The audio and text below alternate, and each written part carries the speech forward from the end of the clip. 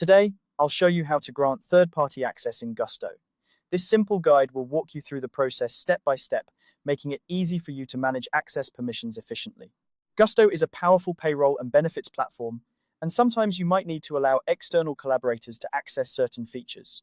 Whether you're working with a consultant, an external accountant, or any other third party, setting them up with the appropriate access is straightforward. Let's dive in.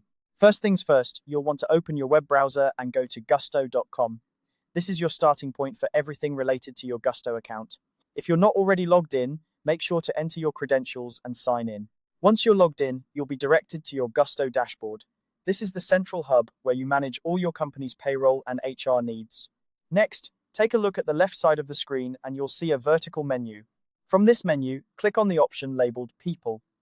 This section is where you manage all the individuals associated with your account, including employees and collaborators. It's a crucial area for managing roles and permissions. Now, look towards the top right corner of your screen. You'll see a button that says Add Person. Click on this button and a drop-down menu will appear. From the drop-down, select Add Collaborator. Choosing this option allows you to bring someone outside your organization into the Gusto system with specific permissions. Once you've selected Add Collaborator, you'll be prompted to enter details for the person you want to add. This typically includes their name and email address. It's important to double-check this information to ensure accuracy, as any mistakes could result in access issues later on. After entering the necessary details, focus on the Access Level section. This is where you define the permissions for the new collaborator. Click on the drop-down menu and select the role of Global Admin. This role grants them broad access to manage many aspects of the account. However, be cautious with this setting as it allows them significant control over the platform. Once you've selected the appropriate access level, the final step is to click Save Collaborator. By doing this, you're confirming their role and officially granting them access to your Gusto account.